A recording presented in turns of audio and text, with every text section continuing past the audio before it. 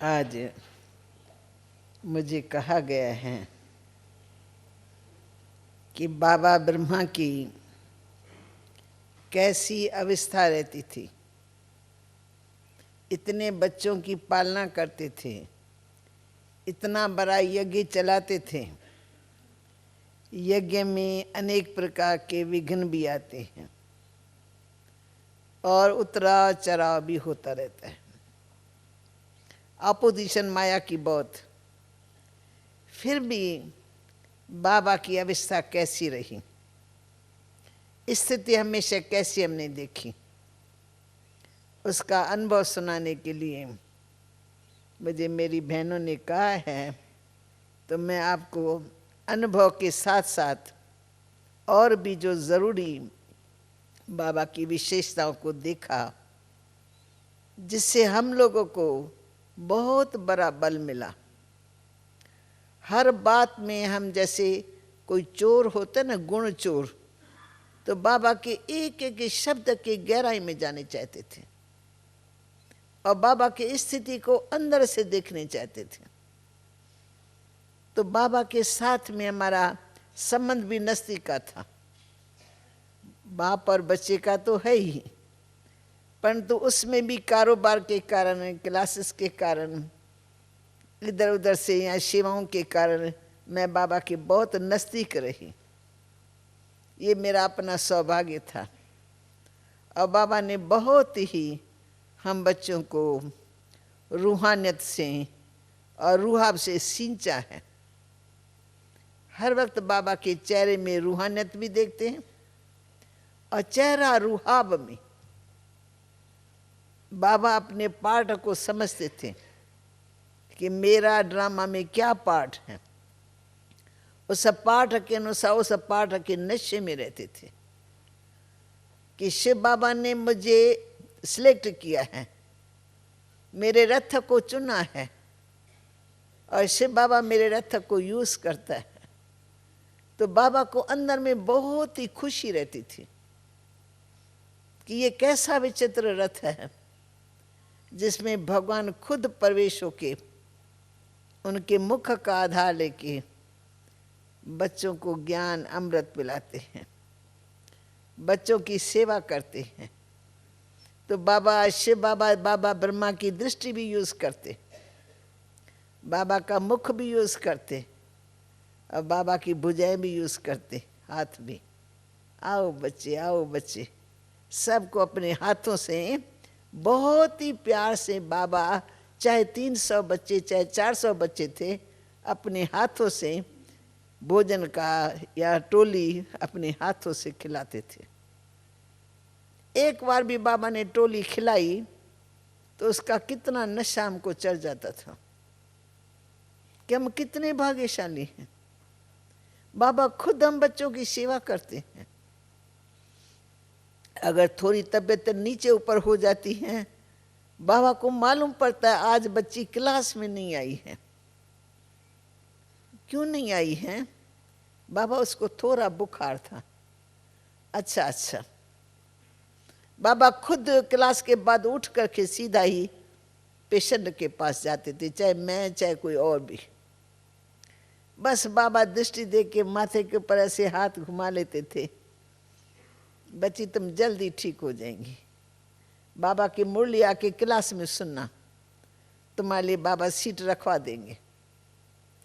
तो बाबा इतनी शक्ति भर देता था। बुखार आज है, मैं महसूस करती मुझे बुखार है, मैं जा नहीं सकूंगी, बैठ नहीं सकूंगी, लेकिन बाबा प्यारा बड़ा हाथ रख करके बच्ची तेरे लिए सीट रख देंगे, तुम आके मुरली वहीं सुनना। दूसरे दिन हम देखते हमको सकाश मिल गई उठने की।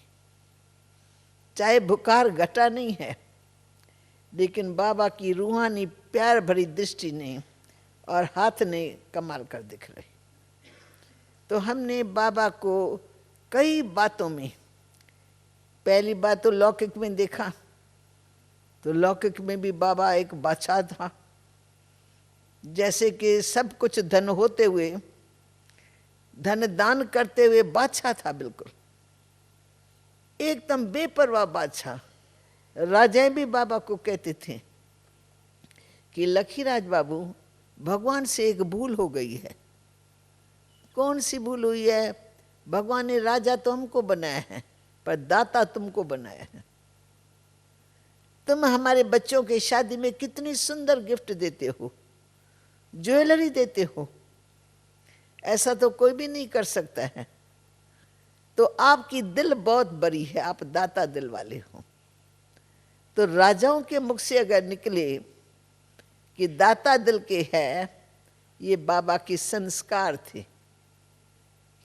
क्योंकि आप सब जानते हो कि लक्ष्मी नारायण वाली आत्मा ही चक्कर लगाती लगाती कलयुग के अंत में जब दादा लेखराज के रूप में आती हैं, साधारण रूप में आते हैं, ज्वेलर बन गया, गृहस्थी, बाल बच्चे, अपने भी भाई के बच्चों की सबकी संभाल करते थे। परंतु बाबा की दिल तभी भी गरीबों के प्रति बहुत ही नरम रहती थी। गरीबों को खिलाना, देना, उनको हर कार्य में मदद करना, ये बाबा के निजी संस्कार थे। और बाबा के संस्कार तब भी बड़ी रॉयल्टी में रहते थे। लोग भी बाबा की रॉयल्टी देखते रहते थे। अब बाबा को तो ये मालूम नहीं था तब तक कि मैं शिव बाबा का बन जाऊंगा और शिव बाबा मेरे में प्रवेश करेगा और मेरा भविष्य ये है, मुझे लक्ष्मी नारायण जैसा बनना है। ये तो उसके मालूम नहीं था, उसके ध्यान में नहीं था। परंतु एक सेकंड में, जिस दिन बाबा को पहला साक्षात्कार हुआ है मुंबई में विष्णु का, और तत्त्वम का वरदान मिला कि अहम विष्णु तत्त्वम, तत्त्वम कहते ही नर श्री नारायण बन जाता है। उनके सोए हुए संस्कार जागृत हो जाते हैं। कल उसको इंसान के रूप में सभी ने देखा, गृहस्थी, बाल बच्चेदार, परंतु दूसरे दिन बाबा के चाल चलन में बहुत फर्क, नशा, बाबा के नैन बदल गए, बाबा की भ्रुकुटी बदल गई।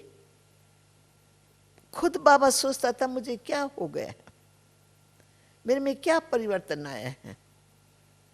फिर सिर्फ बाबा के मुख से निकलता था कि कोई शक्ति है जो मुझे खींच रही है अपनी तरफ, कोई शक्ति मुझे खींच रही है। तो खींच करके उसने क्या से क्या कर दिया। फिर बाबा अंतर्मुखता में रहते थे। बहुत अंतर्मुखता में रहने के कारण बाबा के अंदर शक्तियां जमा होती गई और बाबा की बुद्धि की लाइन क्लियर। कौन मुझे खींच रहा है, वो कौन है? बस बुद्धि योग बाबा का शिव बाबा में। पर शिव बाबा का परिचय उस समय पूरा नहीं था। शुरू शुरू में कोई शक्ति है जो मुझे खींच रही है। उसके बाद आप सबको मालूम है कि बाबा को विनाश का साक्षात्कार भी हुआ और सतयुग की स्थापना का साक्षात्कार भी हुआ। उन दोनों साक्षात्कारों से बाबा की आत्मा 100% निश्चय बुद्धि हो गई। इतनी बाबा में निश्चय की शक्ति आ गई कि जो साक्षात्कार किया उसमें 100% निश्चय भी होने वाला है। उसके अनुसार बाबा अपनी तैयारी करता है। सत्युग की दुनिया का साक्षात्कार हुआ, सुंदर महल देखे, देवी देवताओं की राज दरबार देखी, बस बाबा को निश्चय बैठ गया कि अब ऐसा संसार आने वाला है। अब परमात्मा ने हुक्म किया कि अब तुम्हें ऐसा सुखमय संसार बनाना है। मीठी चिंता लग गई, ऐसा सुखमय संसार मैं कैसे बनाऊंगा? ये तो प्रभु ने बताया नहीं कैसे बनाना है। तो बाबा चिंता में लग गया और चिंतन करने लगा, प्रभु जी ये तो बताओ ऐसी सुखमय दुनिया मैं कैसे बनाऊंगा? फिर धीरे धीरे करके फिर बाबा जब हैदराबाद सिंध में आए हैं और समर्पण हो गए ईश्वर के एक इशारे पर, तुमको अपना तन मन धन इसी सेवा में लगाना, विश्व कल्याण की सेवा में। और बस बाबा को इशारा मिला और बाबा ने एक्ट कर दिया। रास्ते में बहुत बाधाएं आई बाबा के, पर बाबा अपने निश्चय में पक्का धारणा में पक्का, दृढ़ता थी, ये करना ही है। क्या भविष्य होगा क्लियर तो नहीं था उसके सामने, परंतु उसको निश्चय हुआ कि ये मुझे भगवान का इशारा हुआ। फिर सरेंडर हो गया, सारा परिवार भी बाबा को साथ देने लग गया।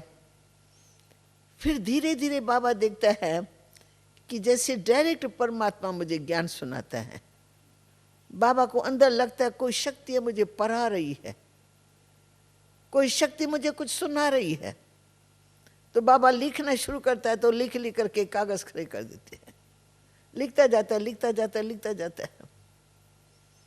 क्योंकि क्या पढ़ाई पढ़ा रहा है, तो बाबा की तो अभी बेबी बुद्धि थी, छोटी बुद्धि। पढ़ाई पढ़ाता बाबा बहुत ही उससे सुनता, अलर्ट होकर के, इसलिए लिखता है, पढ़ता है। फिर धीरे धीरे सारा ज्ञान डायरेक्ट परमात्मा ने बाबा को अंदर से पढ़ाया, और बाबा ने वो पढ़ाई हम बच्चों को पढ़ाई।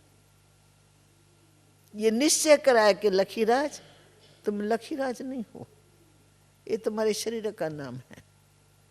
तुम इस शरीर के अंदर अजर अमर अविनाशी आत्मा हो, तुम चेतन ज्योति हो, और तुम सब आत्माओं का मैं बाप हूं। मैं परम पिता परमात्मा हूं, मैं निराकार हूं, और तुम आत्मा भी निराकार हो, लेकिन तुम मेरी संतान हो। मैं तुम्हारा बाप हूं, मैं सबकी गति सदगति करने वाला पतित पावन हूं। तो बाबा को रोज परमात्मा अपना परिचय देता रहा है, और बाबा को नशा चढ़ता रहता है।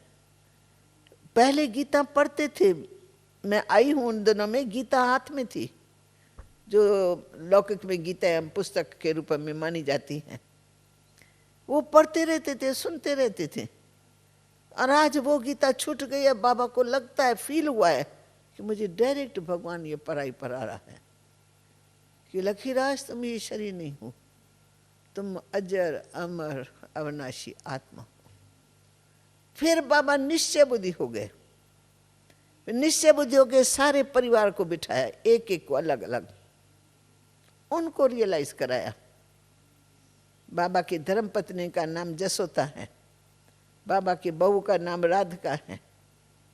तो बाबा नाम लेके पूछता है, जसोता तुम अपने आप को पहचानती हो, तुम कौन हो? तो वो कहती है, बाबा मैं तो जसोता हूं। बाबा कहते हैं, नहीं, ये तो तेरे शरीर का नाम है। तुम कहते हो मेरा नाम, तेरा नाम किसके ऊपर पड़ा? तेरे शरीर में, तुम शरीर में हो, तेरे शरीर के ऊपर जसोता नाम पड़ा है, पर तुम शरीर को चलाने वाली चेतन ज्योति आत्मा हो। अपने आप को अनुभव करो, मैं ज्योति स्वरूप आत्मा हूं। तुम आत्मा देख रही हो, तुम आत्मा सुन रही हो, तुम आत्मा बोल रही हो। तो रियलाइज कराया। उस दिन से लेके जसोता को भी नशा चढ़ गया, मैं आत्मा हूं, मैं आत्मा हूं। राधिका बहू को भी नशा चढ़ गया, मैं आत्मा हूं, मैं आत्मा हूं। सारे घर की आत्मक ज्योति जग गई, और सब नशो मुआ हो गए। तन मन धन स्वाहा कर दिया, हाथ खाली। ये सब शिव बाबा के, हमारा कुछ भी नहीं है। तो नशा निश्चय के आधार से हुआ। जब बाबा को अपने में निश्चय हुआ, तो बाबा ने दूसरों को निश्चय कराया, कलम लगाया। निश्चय करा करके, निश्चयात्मक बुद्धि बना के उनको इस महान कार्य के लिए निमित्त बना दिया। फिर बाबा को अपने पाठ का पता लगा कि मेरा क्या भविष्य में पाठ है, क्योंकि परमात्मा का इशारा मिला कि तुम सारे विश्व के पिता हो, तुमको सारे विश्व का कल्याण करना है। तुम प्रजापिता ब्रह्मा हो। तो प्रजापिता ब्रह्मा तो नाम कभी बाबा ने पहले सुना भी नहीं था। वो तो कृष्ण का भक्त था, गीता पढ़ते रहते थे। पर तुम प्रजापिता ब्रह्मा हो, और ब्रह्मा के द्वारा मैं ये ज्ञान का यज्ञ रचवा रहा हूं, जिस यज्ञ में तुम अपने तन मन धन की आहुति डाल रहे हो।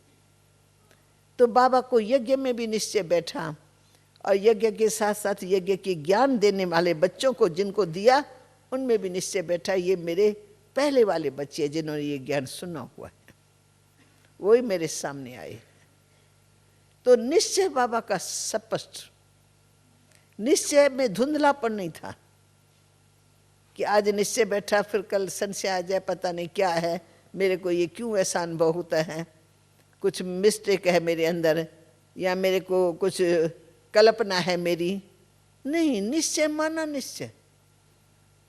फिर जो परमात्मा ने कहा है अपने आप के बारे में, सृष्टि चक्र के बारे में, सृष्टि चक्र कैसे चलता है उसके बारे में जो ज्ञान दिया, उसमें निश्चय।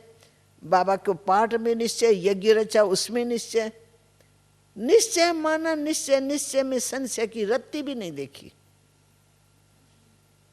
कई विघ्न आए, कई परीक्षाएं, मरने मारने तक समस्या आ गई, परंतु बाबा को नाज है कि मुझे तो भगवान ने निमित्त बनाया है, मैं कोई अपने मन से तो नहीं कर रहा हूं, मुझे भगवान ने ये निश्चय कराया है, मुझे भगवान ने ये बातें बताई हैं।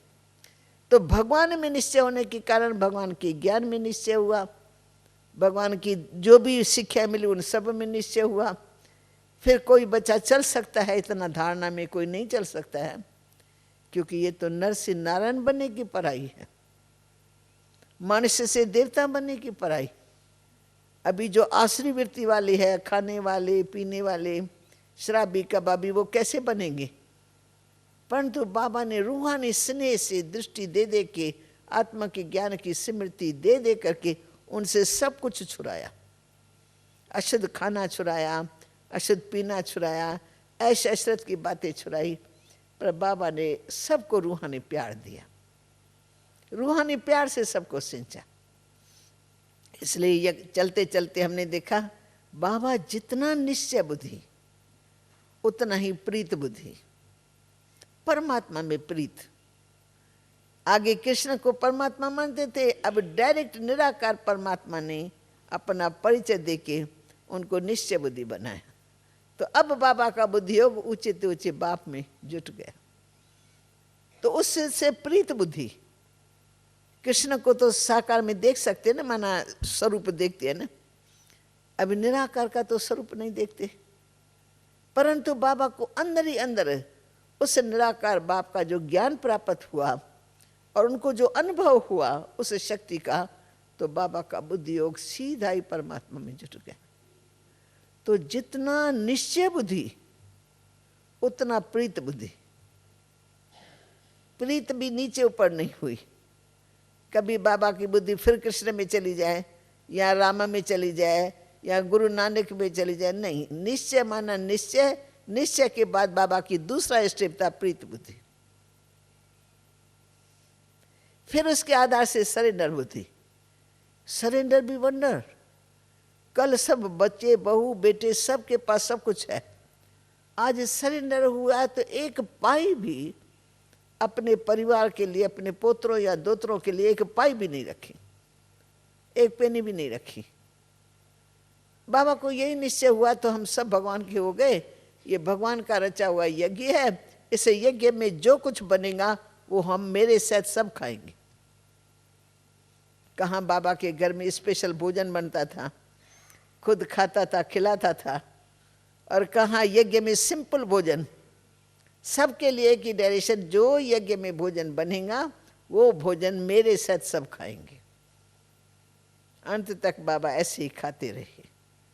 तो सरेंडर बुद्धि माना कोई मकान नहीं रखा, कोई दुकान नहीं रखा, कोई 2-4 लाख नहीं छिपा के रखा, या चलो बच्चों के नाम पर ही कर देता, तो उस समय कौन उसको कह सकता है। चलो बाबा सरेंडर हुआ, जसोदा सरेंडर हो जाए, बड़ा बेटा सरेंडर हो जाए, पर जो छोटे छोटे बच्चे हैं उनका पैसा तो वो रख सकता था ना। पर सरेंडर माना मेरे साथ सब, जो कुछ मेरा है वो सब सरेंडर, बच्चों के लिए भी कुछ नहीं रखा। तो बाबा के निश्चय में ताकत थी बहुत कि भगवान को दे रहे, भगवान से सौदा है हमारा। आगे चल करके परीक्षा आएंगी या ना आएंगी वो सोचा ही नहीं, जो कुछ होगा फेस करेंगे।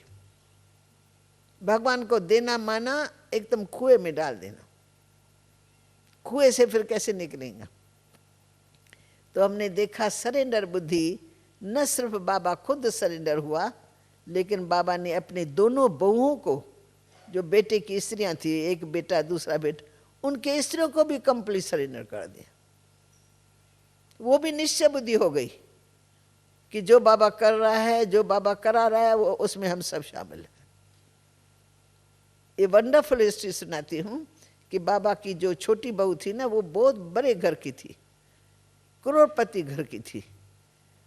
उनके माता पिता को ये नाज था कि बच्ची के संस्कार ऐसे हैं जो उसने दादा के घर को पसंद किया है, इसलिए मैं अपनी बहन को छोड़ता हूँ, नहीं तो वो दादा को देने वाला नहीं था। परंतु दादा की रॉयल्टी उन दोनों में देखी, बड़ा दिल देखा, उदारचित देखा, उसके कारण अपनी बहन की सगाई करा दी उनके बेटे से।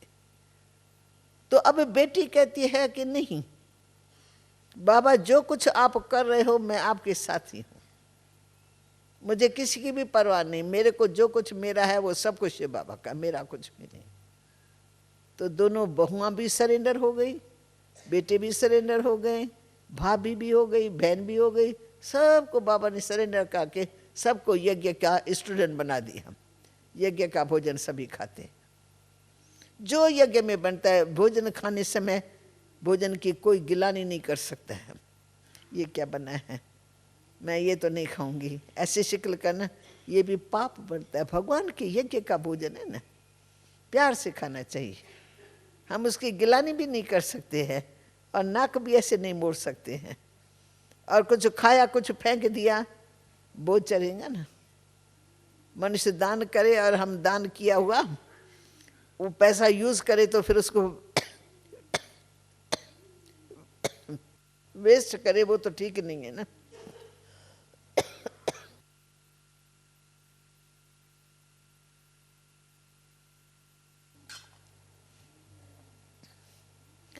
तो ये तीन मुख्य विशेषताएं बाबा की देखी, जिसमें इतनी पावर थी कि क्या भी हो जाए, कुछ भी हो जाए, सारी दुनिया एक तरफ हो जाए, लेकिन बाबा के निश्चय को कोई हिला नहीं सकता, बाबा के प्रीत को कोई तोड़ नहीं सकता।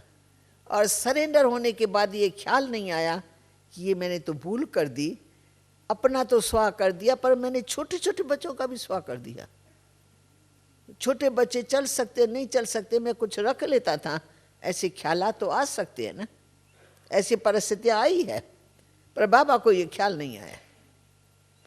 बाबा ने, मैंने तो भगवान को दे दिया, भगवान के बच्चे बन गए, छोटे थे भगवान के बच्चे बन गए, अभी भगवान ही सबको खिलाने वाला, सब कुछ इनका ठीक हो जाएगा। अभी सभी बच्चे, कोई बाहर है कोई अंदर है, कोई कंप्लीट सरेंडर है, कोई हाफ सरेंडर है बड़े होने के बाद भी, परंतु फिर भी बाबा को फॉलो कर रहे। तो बाबा के निश्चय की पावर के अनुसार बाबा का परिवार भी चल पड़ा। फिर हमने देखा कि बाबा को लौकिक में दुनिया को देखने, घूमने, बच्चों को बोटिंग कराने, घोड़े पर चढ़ा करके चक्कर लगवाने, ऐसे बहुत बाबा को शौक रहता था। परंतु जब शिव बाबा का बना तो बाबा के सब जो भी है ना बातें सब खत्म हो गई। शिव बाबा ने इशारा, तुमको बाहर नहीं निकलना है, तुम यज्ञ पिता हो, तुमने यज्ञ रचा है, तुमको यज्ञ के अंदर ही रहना है, बाहर नहीं जाना है। तो बाबा 14 साल हम बच्चों के साथ अंदर रहे। ऐसे तो जैसे समुद्र का किनारा है, सैर करने गए वो अलग बात है, पर घूमने फिरने की बातें सब समाप्त हो गई। दुनिया देखनी नहीं है, जो दुनिया जाने वाली है तो पुरानी दुनिया को देखना नहीं है। उद्योग बाबा का बिल्कुल कट हो गया, नई दुनिया आने वाली, वो नई दुनिया बाबा की बुद्धि में सारा घूमती थी। इसलिए बाबा की प्रैक्टिकल लाइफ में त्याग देखा, पुरानी दुनिया का पूरा त्याग। फिर तब त्याग के साथ जिगरी वैराग था। ये पुरानी दुनिया है ही पुरानी, सरी हुई है, रोज आश्रय संप्रदाय लड़ते झगड़ते मरते रहते हैं। पुरानी दुनिया में सुख का सार ही नहीं है। कहाँ तो 2 साल पहले घूमता फिरता रहता था, बच्चों को घुमाता था, पहाड़ों पर घुमाता है, कोई पहाड़ी बाबा ने नहीं छोड़ी होंगी, जहाँ बच्चों को नहीं घुमाया होगा।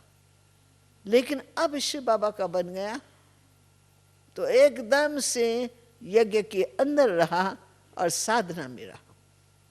बाबा खुद भी तपस्या करते थे, रात जाग जाग करके हम बच्चों को भी तपस्या कराते थे। नहीं तो बच्चे हो जाएंगे अलबेले, भाई मम्मा सोई हुई है, बाबा सोया हुआ है, हम काय को तपस्या करेंगे, हमको कौन सा उच्च पद पाना है। जिनको उच्च पद पाना है वही सो जाते, तो हम क्यों सोए, क्यों जागे।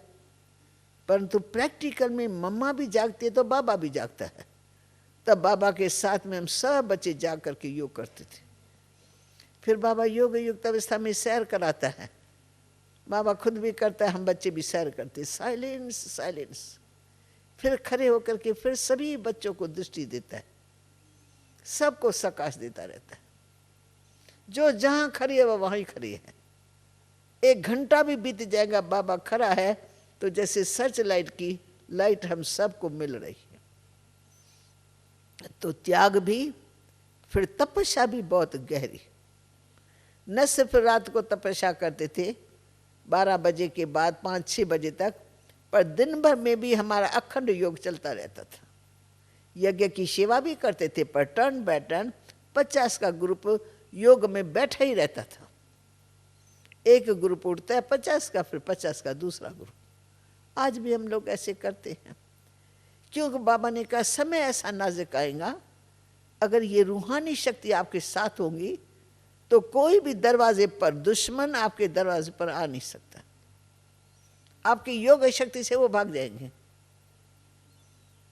तो 14 साल हम उसमें रहे। पाकिस्तान भी बीच में हुआ है, लेकिन पाकिस्तान के भाइयों ने कभी भी हमारे दरवाजे पर आकर के कोई शोरगुल नहीं किया, कभी कोई ऐसा काम नहीं किया जो हमारे ज्ञान के विरुद्ध हो, जिससे हमको महसूस हो तो हमारे में तो कोई शक्ति नहीं है। तो जैसे कि उस समय भी बाबा की रक्षा का सहारा हमको महसूस होता है कि हम सब कुमारियां भगवान के छत्र छाया के नीचे हैं। पाकिस्तान में क्या भी हो रहा है, लड़ाई झगड़े, बाहर कुछ भी हो रहा है, लेकिन हम भगवान के छत्र छाया के नीचे बैठे हुए। तो तपस्या और साधना और जिगरी वैराग, पुरानी दुनिया को देखा नहीं। 14 साल तो दुनिया बदल गई, पर हम लोग लौकिक दुनिया में ही नहीं गए। छोरा माना छोरा। फिर हमारे को आकर्षण नहीं आती थी, अभी ये देखने जाए, अभी ये देखने जाए, अभी ये देखने जाए, कभी नहीं। हाँ, जब फिर सेवा के लिए बाबा ने भेजा है तो हमको बाबा ने छुट्टी दी कि बच्चे अब दिल्ली में जाते हो तो दिल्ली में बिरला मंदिर है, बहुत बढ़िया बनाया है, वहाँ बहुत अच्छी सेवा कर सकते हो। वहाँ जमुना का कंठ है, वहाँ जाके सेवा कर सकते। तब ऐसे ऐसे सेवा स्थान सेवा के निमित्त गए तो हमने देखा, नहीं तो देखा ही नहीं कुछ। दिल्ली में क्या भी है लेकिन हमने नहीं देखा, और न दिल में आश रही कि हम कोई ऐसी चीज़ देखें। तो ये तो बाबा की प्रैक्टिकल लाइफ का हमारे ऊपर बहुत गहरा प्रभाव था। बाबा प्रैक्टिकल में बदल गए हैं। कोई इच्छा नहीं, कोई तमन्ना नहीं, कोई याद नहीं कोई रिश्तेदार की।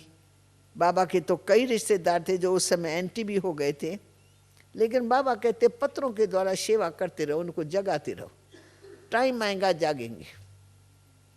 जैसे बाबा का भतीजा समझो, अभी मैंने सुना फलाने सेंटर पर मुंबई में या दिल्ली के सेंटर में रोज आता है, उनके और बच्चियां भी आती है, सब कहती है हमारा काका था बाबा।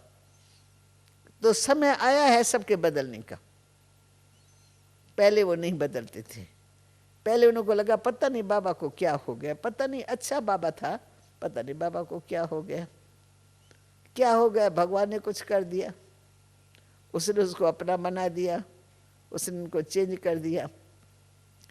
तो त्याग, वैराग, जिगरी, तपस्या और फिर बाबा में सहनशीलता की शक्ति नंबर 1 देखी। भोजन कितना भी कम खाएंगे, टाइम पर नहीं मिलता है, कई कारण भी हो जाते हैं, लेकिन बाबा में सहनशीलता का विशेष गुण। दुनिया वाले गाली देते हैं, लौकिक में बाबा ने कभी गाली खाई नहीं, सुनी नहीं अपने नाम पर। अब जब से शिव बाबा का बना तो लोगों ने गालियां देनी शुरू कर दी। बाबा खुद अपने कानों से सुनता है तो मेरा भतीजा ऐसे बोलता है, मेरा भाई ऐसा बोलता है, मेरा फलाना सेठ ऐसा बोलता है, फलाना ऐसा बोलता है। लेकिन उन बाबा के ऊपर उनका कोई प्रभाव नहीं। क्यों? कि बाबा को निश्चय हो गया ये भगवान करा रहा है मेरे से, मैं अपने मन मत से कुछ नहीं कर रहा हूं, भगवान मेरे से करा रहा है। तो भगवान मेरा साथी है। और आज जो गाली देते हैं वो गिन गिन करके फूल चढ़ाएंगे। ये उस समय के वर्षन्स है। बच्चे जो गाली देते हैं ना, आगे चल करके ये गिन गिन करके तुम्हारे ऊपर फूल चढ़ाएंगे। और आज मैं आप सभी हमारे विदेशी भाई बहने हैं, मैं आपको आज के तारीखों में जो कुछ हो रहा है वो मैं सुनाती हूँ। कि यहाँ हरिद्वार में, ऋषिकेश में, वृंदावन में जितने भी बड़े बड़े संत महात्मा महा मंडलेश्वर हैं, वो पहले हम लोगों को गालियाँ देते थे। कहते ये बहनें क्यों निकली है सेवा करने, हम संत महात्मा मर गए हैं क्या, हमारे होते ये बहनें क्यों सेवा के लिए निकली हैं। तो सब जगह हमारी उल्टी प्रोपेगेंडा करते थे। उनमें को भी सहनशीलता तो है नहीं। वो कहते ये हमारे से आगे निकल रही है, इनकी संस्था बहुत बढ़ रही है, बहुत बढ़ रही है। तो इसलिए डाउन करने के लिए कुछ ऐसी बातें बता देते थे तो उनकी पब्लिक उनके हाथों में रहती थी। गुरु ने जो कहा वो उन्होंने मान लिया, तो सारी पब्लिक उनके तरफ। परंतु बाबा को बताते थे, बाबा आज उन्होंने ऐसी गालियाँ दी है, ऐसी टोर फोड़ की, हमारी चित्र उठा लिया, हमारा ये कर दिया। बाबा मुस्कुरा करके कहता है, बच्ची एक दिन आएगा ये साधु संत महात्मा सब तुम्हारे चरणों में झुक जाएंगे। और आज ज्ञान को नहीं मानते, एक दिन आएगा सब तुम्हारे ज्ञान को मानेंगे। अब ये बात तो बहुत दूर नजर आती थी, मानना तो दूर था। गालियां ही गालियां खाते रहते, जब भी मिलते थे तो वो गालियां देते थे। और आज जब बाबा अव्यक्त हुआ है उसके बाद की बात मैं सुनाती हूँ। बाबा अव्यक्त हुआ, सूक्ष्म वतनवासी हुआ, उसके बाद बाबा साकार में दिखा रहा है कि कैसे ये बड़े बड़े साधु संत महात्मा सब दादियों के चरणों में झुक गए, चरणों में झुक गए हैं और बहुत महिमा करते हैं। दादी जानकी की, दादी माँ की, चंद्रमणि दादी की, सबकी जिगरी महिमा करते कि इन देवियों ने इतना काम किया है। हम तो अपना मंदिर बना के बैठे हुए हैं, चेले चाटी बनाते रहती है, परंतु इन बहनों ने सेवा की है, इन सबको ट्रांसफर किया है, इन सबको ज्ञान योग सिखाया है। तो उनको बहुत ही अच्छा लगा है। या 3 बार कॉन्फ्रेंस की है उनके ही कहने पर, 1 बार 2 बार 3 बार में तो एकदम झुक गए। और वो जगह जगह जहाँ जहाँ जाते वहाँ बाबा के ज्ञान की, बाबा ब्रह्मा की और दादियों की महिमा करते हैं। नहीं तो बाबा के लिए मुख से ये नाम नहीं निकलता था, बाबा ब्रह्मा, दादा लेखराज, इनका दादा लेखराज ऐसे बोलते थे। अभी दादा लेखराज नहीं बोलते, अब बाबा ब्रह्मा बोलते हैं और दादियों की महिमा करते हैं कि इन्होंने शक्तियों ने अपने जीवन को बहुत श्रेष्ठ बनाया, इन्होंने समाज का उद्धार किया है। तो ये समय परिवर्तन का आया, वो हम देख रहे हैं। तो सहनशीलता का फल मीठा है। गालियां खाए लोग अलग गले लगाते हैं, प्यार देते हैं, रिगार रखते हैं, बुलाते हैं, झुकाते हैं। तो ये तो बाबा के ज्ञान की कमाल को हम देख रहे हैं कि उस समय तो बाबा ने गालियां खूब खाई और खा खा करके अव्यक्त हो गया। लेकिन ये सारा दर्श बाबा का सब कुछ देखा हुआ था। त्रिकालदर्शी के स्टेज पर बाबा रहता था ना, ये सब भविष्य सब बाबा ने स्पष्ट कर दिया। आगे चल के ऐसा होगा, आगे चल के ऐसा होगा, आगे चल के ऐसा होगा। और हम देख रहे हैं बरोबर परिवर्तन की वेला आ गई है, लोग झुक गए हैं। और बाबा बता देते हैं कि आगे चल कर के सबको, सारे विश्व को तो संदेश पहुंच रही है ना। तो ये बाबा की सहनशीलता और बाबा का जो दिल है, कोई का भी अवगुण चित्त पर नहीं रखना है, अपकारियों का उपकार करना है। तो जिन्होंने गाली दी ना, बाबा कहते हैं उनकी भी सेवा करो। बच्चे उनको पत्र लिख करके भेजो, भाई जो गाली दे रहे हैं उनको फिर हम पत्र लिखे? बाबा कहते हैं हाँ पत्र लिखेंगे, तब ये जो है ना जिन्होंने डिसर्विस किया ना वो तुम्हारी सेवा करे। तो एक बार दादी निर्मल शांता ने कलकत्ते में प्रदर्शनी लगाई थी, तो एक गुरु ने, बहुत ही जगत गुरु था, उसने बहुत ही उल्टी हवा फैला दी, तो उनके सारे चेले दादी के उसमें प्रदर्शनी के हाल में घुसे और सब ने जाकर के तोड़ फोड़ करना शुरू कर दिया। और सब ब्रह्मा कुमारी को हमारे निर्मल शांता ने अंदर से बुला करके वो बाहर खड़ी हो गई सामने। वो तोड़ फोड़ कर रहे हैं, गालियां दे रहे हैं, कुछ कुछ कर रहे हैं, पर दादी और दादी की सेना सब अपने शांत स्वरूप स्थिति में खड़े थे। ये बातें धीरे धीरे उनके सब चेलों के अंदर घुस गई कि ऐसी पवित्र देवियां गालियां मिल रही हैं, लोग उनका नुकसान कर रहे हैं और ये इतना शांति में खड़ी है, इन्हों में कोई शक्ति है, इन्हों में कोई शक्ति है। फिर वो दादी के पास आए माफी मांगने। फिर उस समय एक अखबार वाला था, उस अखबार ने, नाम तो विश्वामित्र अखबार का नाम था, अच्छा था, और पर काम ऐसा किया हमारे खिलाफ अखबार में बहुत कुछ डाल दिया। तो उसके अखबार को सुन करके लोग और हमारे पास आने लगे, ये किन्हों की अखबार निकली है, वो कौन है ब्रह्मा कुमारियां, हम उनको देखने चाहते हैं। तो जब वो अंदर आते हैं और हमारा आश्रम देखते हैं, हमारा व्यवहार देखते हैं, हम लोगों की दृष्टि देखते हैं, तो वो एकदम पिघल जाते हैं। तो ऐसे कई बदल गए। फिर निर्मल शांता को बाबा ने पत्र लिख करके भेजा, बच्ची उसको तुम पत्र लिखो कि तुम्हारा नाम बिल्कुल अच्छा है, विश्वामित्र, तुम बरोबर विश्व के मित्र निकले। तुमने अखबार में क्या भी डाला, लेकिन तुम्हारे अखबार के द्वारा बहुतों की सेवा हो गई, नहीं तो किसी को पता ही नहीं है कलकत्ते में ब्रह्मा कुमारियां हैं। तो आपकी अखबार ने बहुत अच्छी सेवा की, आप हमारे परम मित्र हो। कभी टाइम मिले तो आप मौका लेकर के माउंट आबू में आ जाना। उसने जब ये पढ़ा तो वंडर खाने लगा कि मैंने इतनी गिलानी की है और ये बहन इतना प्यार से पत्र लिख रही है। फिर उनका दिल पिघल गया। फिर वो समीप आया। फिर बाबा अव्यक्त हो चुका था। 18 जनवरी के मौके पर फिर वो आया है कलकत्ता में, फिर आके निर्मल शांता से मिला है। फिर एकदम से बहुत पश्चाताप में, दादी मैंने क्या कर दिया, दादी मैंने क्या कर दिया है। दादी ने कहा कुछ नहीं किया, बहुत कुछ अच्छा किया, इसमें कल्याण छिपा हुआ था। तो बाबा अपकारियों का उपकार करने के लिए पुरुषार्थ कराते थे। कोई अपकार करे तुमको उपकार करना है, उनसे वैर भावना नहीं रखनी है, घृणा दृष्टि नहीं रखनी है। तुम समझो इसमें सेवा समाई हुई है, तो चाहे वो विपरीत बुद्धि होके कोई काम करे, लेकिन तुमको प्रीत बुद्धि होके बाबा का पैगाम देते रहना, देते रहना। ऐसे करते करते आज दिन तक, चाहे माउंट आबू में भी एक साधु बैठा है, वो हमेशा ही गिलानी करता, हमेशा ही गिलानी करता, देखता कुछ नहीं, पर सुनी सुनाई बातों पर गिलानी करता। तो उनके पास भी एक मिनिस्टर, आर्य समाजी मिनिस्टर गया, क्योंकि वो आर्य समाजी था, इसलिए मिनिस्टर ने कहा मैं यहाँ से जो कुछ देखा है सीखा है वो उनको जाके सुनाऊंगा। तो जब उनको सुनाया तो वो कहने लगा तुम कैसे फंस गए वहां अंदर जाके, तुम ब्रह्मा कुमार में अंदर फंस गए।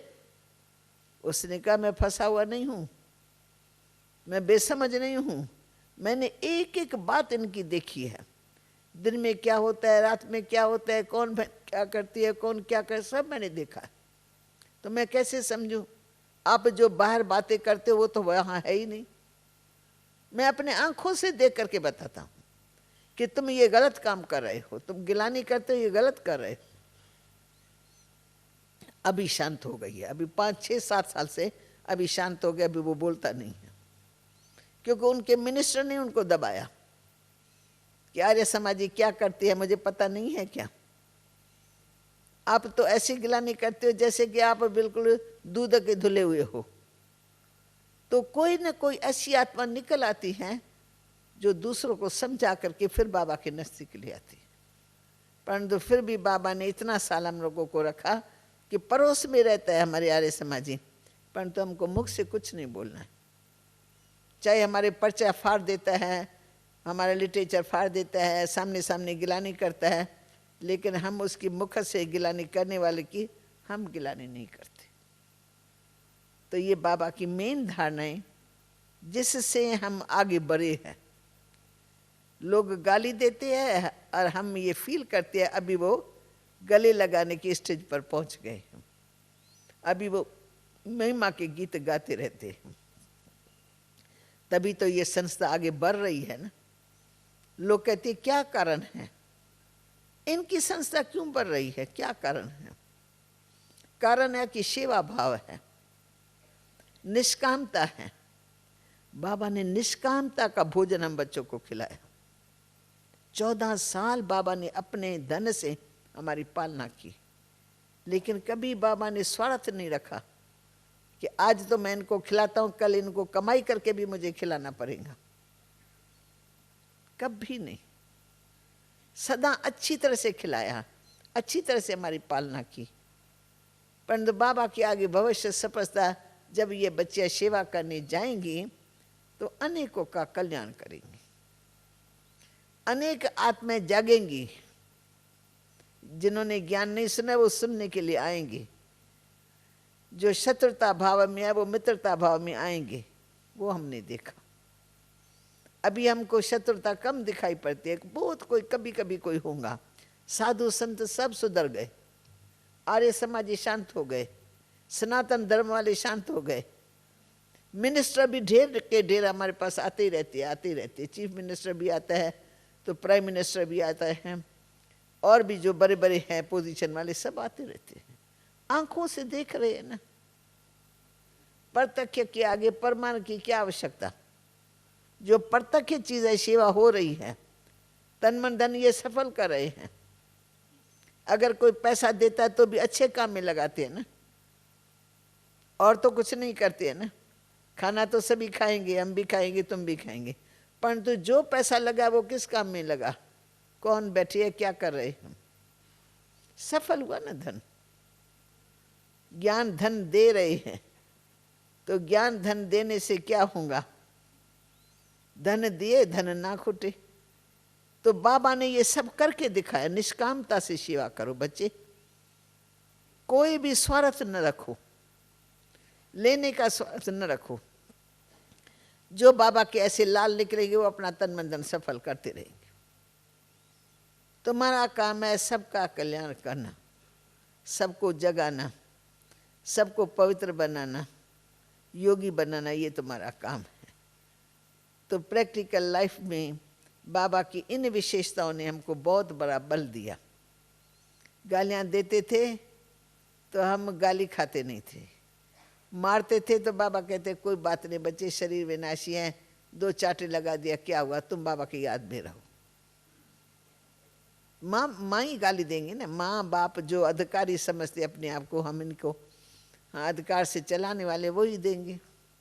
परंतु बाबा ने उन्हों के प्रति भी बहुत ही अच्छी भावना रखी। इसलिए आज हमारे पेरेंट्स में कोई ऐसा नाराज नहीं होगा। सब आते हैं जाते हैं, संबंधी लोग सब बाबा के गुण गाते हैं कि बाबा ने इनको क्या से क्या बना दिया। तो बाबा में सहनशीलता का गुण भी, परोपकारी पर उपकार करना, अपकार्य पर उपकार करना, ये भी बाबा ने सिखाया। और बेगरी लाइफ में कैसे चलो? लाइफ बेगरी है, खाने के लिए भी नहीं है, परंतु बाबा का एक बल एक भरोसा। शिव बाबा के बच्चे, शिव बाबा ने यज्ञ रचा है, वो बांधा हुआ है बच्चों को खिलाना। जो खिलाएगा वो हम खाएंगे, परंतु वो सेठ बांधा हुआ है जिसने ये यज्ञ रचा हुआ है। इसलिए बाबा बेफिक्र बादशाह होके चलते थे। आज खाने के लिए नहीं है पर कल की चिंता नहीं है। टाइम आता है कि एकदम से वो बात सहज हो जाती है, टाइम पर सामने से आ जाता है। तो ऐसे तो अनेक चमत्कार देखे जिसमें बाबा की अवस्था एक रस देखी, हिलता नहीं है।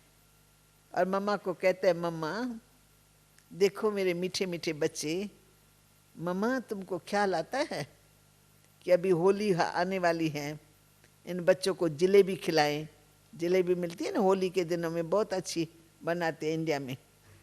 आप लोगों ने भी खाई ज़रूर है, पर नाम शायद जानते होंगे या नहीं जानते होंगे। तो मम्मा को ऐसे मुस्कुरा करके कहते हैं, मम्मा कल होली आने वाली है, तो क्या तुम बच्चों को जलेबी नहीं खिलाएंगी? तो मम्मा मुस्कुरा करके कहती है, हाँ बाबा जी बाबा। पर मम्मा जानती है न हमारे पास घी है, न हमारे पास कोई मैदा है, न हमारे पास लकड़ियाँ हैं, तो ये जलेबी 3 दिन में कैसे बनेगी, कैसे खाएंगे? पर मम्मा बाबा के साथ हाँ में हाँ मिलाती रहती है। फिर आलमाटी बाबा ने चमत्कार दिखाया, बाबा ब्रह्मा को चमत्कार दिखाया। तो माउंट आबू में एक माता थी, उसका आस्थान ही यहाँ था। वो बड़ी भक्तन थी बाबा की, और वो कहती थी जो मेरा तन मन धन है वो मैं सब शिव बाबा के यज्ञ में दे दूँ। औलाद नहीं था, पति को कहती रहती थी कि मेरे पास जो कुछ है ना, मुझे मेरा धन दे दो तो मैं यज्ञ में दे दूंगी। तो उसका पति कहते हैं नहीं, तुम हरिद्वार में चलो, हरिद्वार में चल करके जो गुरु लोग हैं, संत लोग हैं, उनको दो। ये कहती है मैं ऐसे नहीं दूंगी, मैं झूठे संतों को नहीं दूंगी, ये सच्चा यज्ञ है, भगवान का रचा हुआ, ये मेरा विश्वास है, इसे मैं दूंगी तो यहीं दूंगी। तो 2-4 दिन चलता रहा।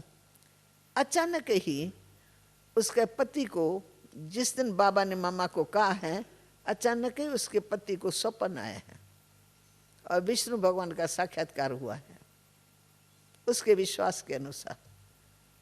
फिर उसके बाद उसको आवाज मिला है कि तुम्हें जो कुछ धन देना है, स्वा करना है, वो यज्ञ में कर दो। तो जब ये उठा तो ये आवाज उसके कानों में गूंज रहा था, ये किसने कहा मुझे, कौन आया था मेरे पास? सोचा यही मेरी पत्नी आई होंगी, उसने ये मुझे कहा होगा। तो गया, पत्नी का दरवाज़ा खटकाया, वो तो योग में बैठी थी अपनी साधना में।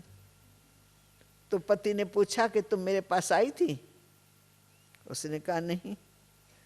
कहा नहीं आई थी, तुमने ये कहा था कि भाई आप मेरा जो कुछ है वो यज्ञ में स्वा कर दो। कहा आज तो मैं नहीं आई थी, 4-5 दिन पहले मैंने आपको कहा था, आपने नहीं माना, मैंने छोड़ दिया। बस फिर उसको कमरे में गया, फिर उसको जो आवाज़ था वो गूंज रहा था और विष्णु का साक्षात्कार बार बार उसके सामने आया। फिर उसको लगा ये ईश्वरी प्रेरणा है, ये मैं गलती न कर बैठूं। फिर वाइफ को दिया गठरी कि तुम जाओ, जा कर के देख के आओ। अब होली का दिन आने वाला है, कल या परसों में। तो वो माता दौड़ती दौड़ती, हम सैर पर जा रहे थे, बाबा के साथ सैर करने जा रहे थे, तो वो माता दौड़ती दौड़ती आई।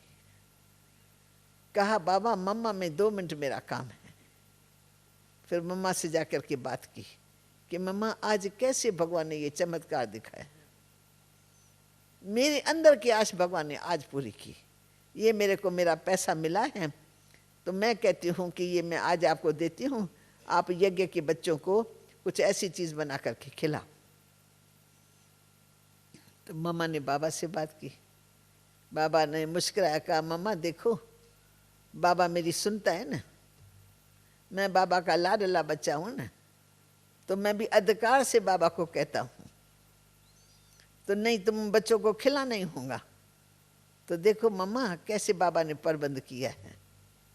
फिर बरोबर आटा आया, मैदा आया, सब कुछ आया, फिर वो जलेबी बनी और बाबा ने कहा अच्छी तरह से सबको खिलाओ पेट भर करके, क्योंकि ये सूखे वतन से जलेबी आई है, समझा? सूखे वतन से बाबा ने टच करके भेजा है।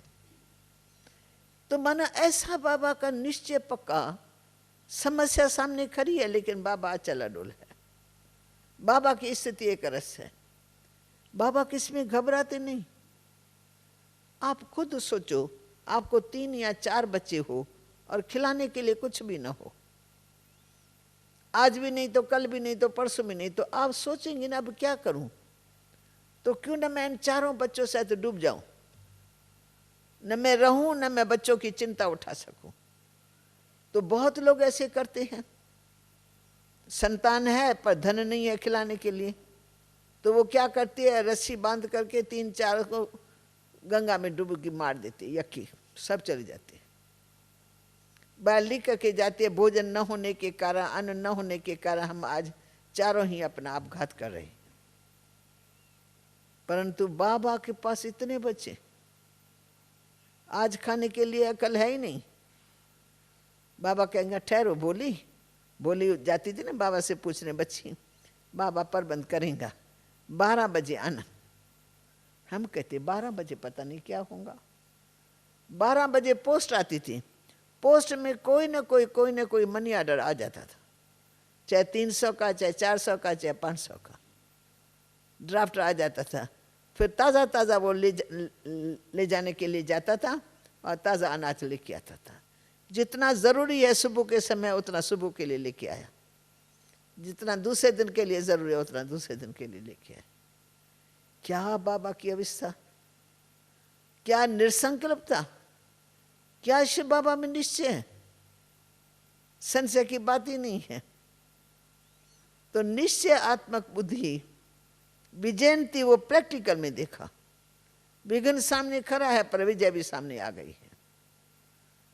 विघ्न कैसे हट जाते ये हमने प्रैक्टिकल में देखा। बाबा की एक रस अवस्था, चेहरा मीठा मुस्कुराया हुआ, ड्रामा की ढाल, ज्ञान की तलवार। भविष्य स्पष्ट है कि ये बाबा थोड़ी थोड़ी परीक्षा ले रहा है अपने बच्चों की, पर इसमें फेल थोड़ी होना है। तो परीक्षा में पास भी हो गए, विघ्न टल भी गए और बाबा ने अपने बच्चों को खिला भी दिया। तो हमने बाबा की कमाल हर कदम में देखी, हर संकल्प में शक्ति देखी, जिसके आधार से आज बाबा है नहीं हमारे सामने साकार में, लेकिन सदा ही बुद्धि में बाबा बसता रहता है। भुलाने चाहें तो भी बाबा और बाबा की बातों को भूल नहीं सकते, जिगर में छाप लग गई है। तो ऐसी अनेक बातें बाबा ने अपने जीवन में हम सबको सुनाई, दिखाई, और हम भी चाहते आप लोगों को खुली दिल से बता दें। फिर भी कभी ऐसा मौका मिलेगा फिर मैं आप सबके बीच में बैठूंगी।